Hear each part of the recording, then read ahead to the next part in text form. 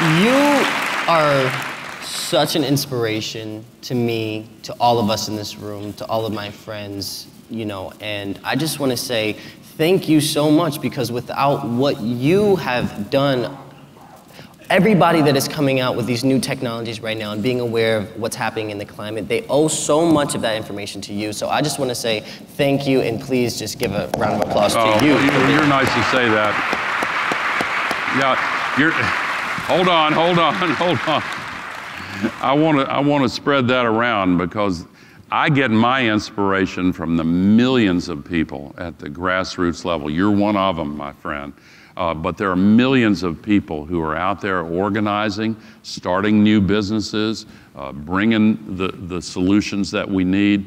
And so there are a lot of other people besides me doing this, and I appreciate your kind words. But speaking of the other people that are out there making a difference and making a change, I would love to talk about your professor for a second, because you were telling all of us at the last event that I saw you at that your professor was the first person to measure CO2 in the atmosphere? In the global atmosphere, In the global yes. atmosphere? Yeah. So how did that inspire you, and how was that growing up with a professor that was such an advocate?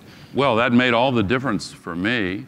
His name was Roger Revelle. He was from here in Southern California.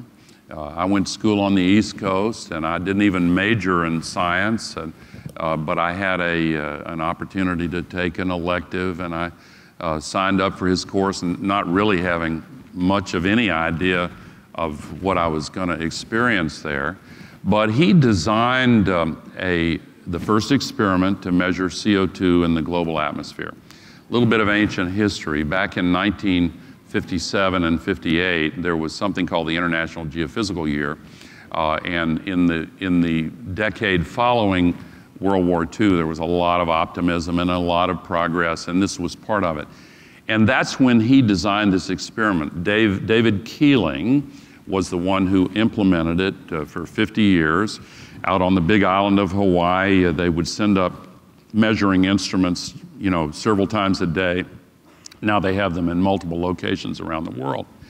And when I walked into this professor's class, he shared with us the first few years of the CO2 increase in the atmosphere. That is still the foundation of modern climate scientists. All the great climate scientists say that's where it really started. There were discoveries of the basic chemistry and physics before then, but seeing that it was real and it was happening on a dramatic current basis, that's what opened my eyes.